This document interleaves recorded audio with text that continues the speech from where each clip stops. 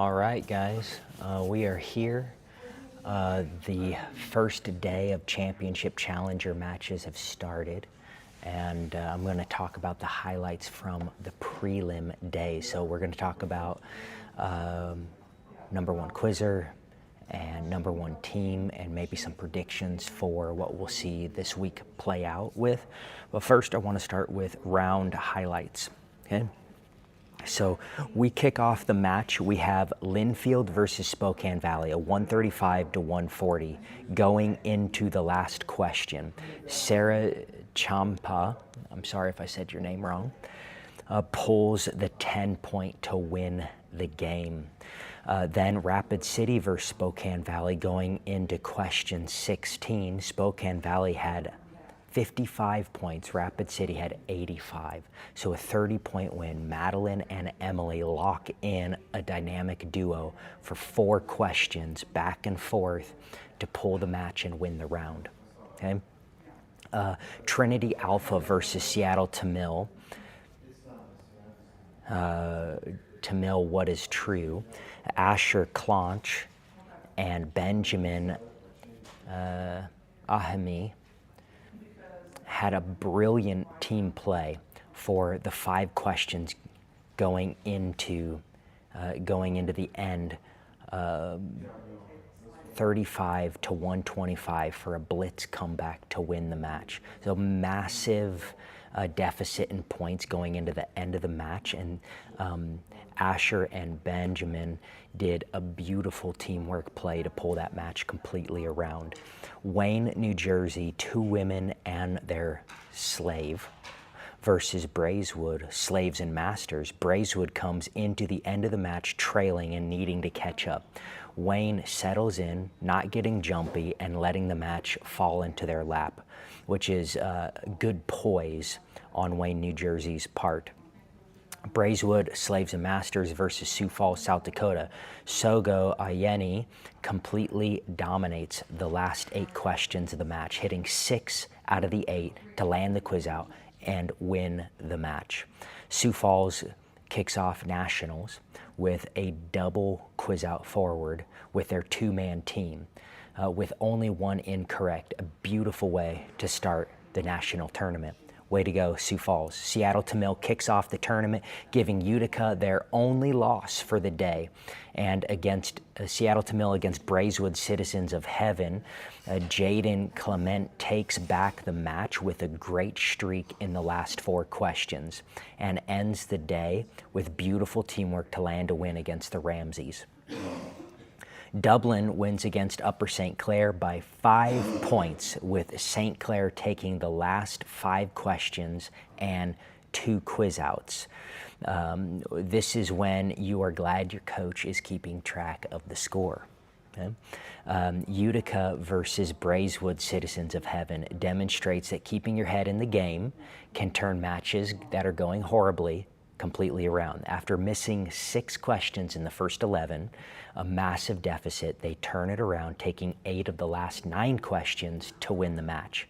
So teams, just remember, even if you've gotten 6 out of the first 11 wrong and you're super far behind it in the negative, if you rally together, listen to your coach, you can turn the match around. Beautiful work by Utica not to give up.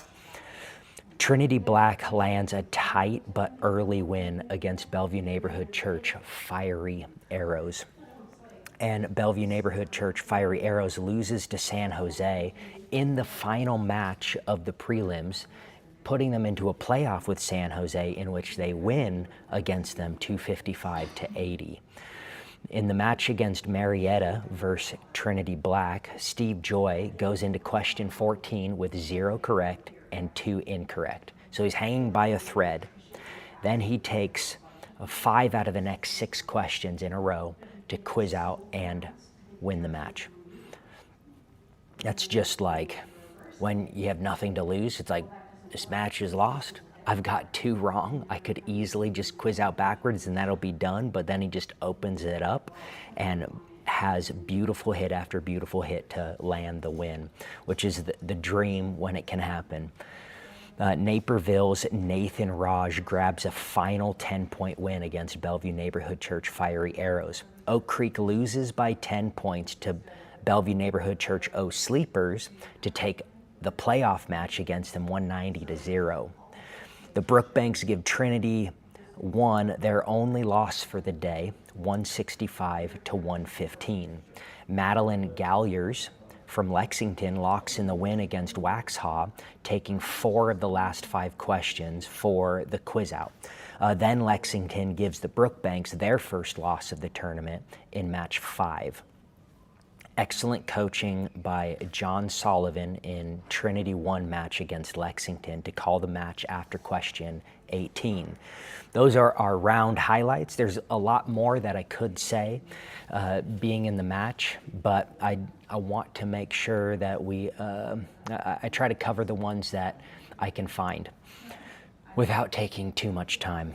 Okay, so our 10-point team, Spokane Valley with 31-10, Cedar Park with 30, Trinity Black with 34, and then Utica having the most 10 points per round, 6 out of the 8 10s every round with a 42 in 7 rounds. So that's, and Trinity Black having a 5.67 questions per round, or 10-point questions per round. So a little bit behind Utica, but Utica takes the top 10-point team in prelim day. Top 10-point individual is Ava Chusseau from Portage, Wisconsin, with a 3.67 10 points per round, tied with Joseph Lee of Trinity Black, with the calculation between 6 rounds. The 7-round quizzers had a little less 10 points per round, but you have Leah Manns and Selah Boer from Upper St. Clair that did an amazing job on the 10-point game. So for 20 points, the teams that performed the best for 20-point rounds were Cedar Park with 37 out of the 6 rounds, and Braeswood and Springfield, Missouri, both with 41 20-point questions, taking the most questions per game on average for the prelim matches. The top 20-point individual quizzer, we have Josh Spencer from Upper St. Clair taking 4.1 20-pointers per game, beating even some teams 20-point questions per game. So Josh Spencer just really manhandled 20-pointers yesterday. The top 30-point team, so these represent the toughest questions in Teen Bible Quiz for the year. Most of them have to be studied in advance, and you have to rehearse some of them to make sure you can do them in time. So the top 30, so getting any 30-pointer is an achievement, I think, at Nationals, because they're risky and they're very challenging. Some of them are easy, of course, but a lot of them are very challenging. The top 30-point teams, we have Trinity Black and Trinity 1, both with an average of 1.83 30-point questions per game. Utica and Dublin, they were just behind them, but they had 7 rounds, so with 12 30-pointers each, the average is a little bit lower than what Trinity 1 and Trinity Black did. So Trinity's teams had the most 30-pointers for the day as far as team scores goes. For individuals, Shaylee Powell, with a 6-round day, has an average of 1.67 30-pointers, 10. Nathan Nimako with 7 rounds had 11 30-pointers for the day, and Gigi Wallace ties with Shaylee Powell. So Shaylee Powell and Gigi Wallace both tie for most 30-pointers by an individual at the prelim day, with an average of 1.67, meaning that they took more than 50% of all the 30-pointers that were asked to them during yesterday's matches. So, top individual in the championship division, we have Josiah Lapison with an average of 121 points per game, 88% accuracy. Steve Joy and Yatin Mokana, both with tied on points, 119.2 point average. Steve Joy has 3% higher accuracy. All three of these quizzers quizzed out every single round yesterday. And then Nathan Nimako with 6 out of 7 quiz outs for the day and a 107 point average with the lowest accuracy of 79, which 79 is still really, really high for accuracy. So what are we going to expect today as far as championship highest individuals? I think these 4 individuals are showing the greatest promise from prelim day. That said, some quizzers, after the first day, they'll go back, they'll analyze what they've done wrong, what kinds of questions were too risky, and they'll kind of flip the way that they're quizzing to take the rest of the tournament and do an amazing job. So some of the other quizzers that are high, like Gigi Wallace, Shaylee Powell, they're not necessarily out of the running, but those 4 had the best, highest points, and we're going to watch them to see how they perform for the tournament in the championship division. Top teams. So Midlothian had undefeated day. They're the only team that went undefeated, and I would say their bracket A and bracket D, were the hardest brackets of the day. And the way that I'm calculating that is how many teams in the bracket had an average of like 100-ish points or less. I think one team was at a 101 point average. So a bracket that has teams with 100 points per game average or less means that the better teams that can rake in a lot of points, it stacks their points higher, their averages higher, because they played one more team where they could score high points versus the other teams that maybe only had 2 teams that they could rack up high points. So Midlothian had a harder bracket. Cedar Park was in a harder bracket as well. And so I think Midlothian, Cedar Park really have, they did very well with the 208 point average for Midlothian, Cedar Park with a 207 point average. So Cedar Park took 12.33 questions per round, which is really, really great. 77% accuracy. I think if they talked about what's going on and they clean up their game a little bit, they're going to land more wins. They had like 3 wins and 3 losses yesterday, but I think if they talked about that, I think their accuracy is going to improve today, tomorrow, Thursday, and they'll probably have less losses. And considering they were dominating on hitting questions and taking questions correct, I think that questions per round is a good indicator of teams that will consistently win more matches. So speaking of which, you have what Midlothian had 11.17 questions per round. Braeswood had 11.43, a little bit higher with a 190.7 points per game accuracy. Points per game average. Utica had the highest average of the day for a team with 211 points per game. And they had the highest questions per round, 12.86 questions per game. So nearly 13 questions every round going to Utica. So Utica is a great team to follow, and I think that they have a solid shot at winning that #1 team. The Ramsey team out of Springfield, Missouri, 204 point average with 11.7.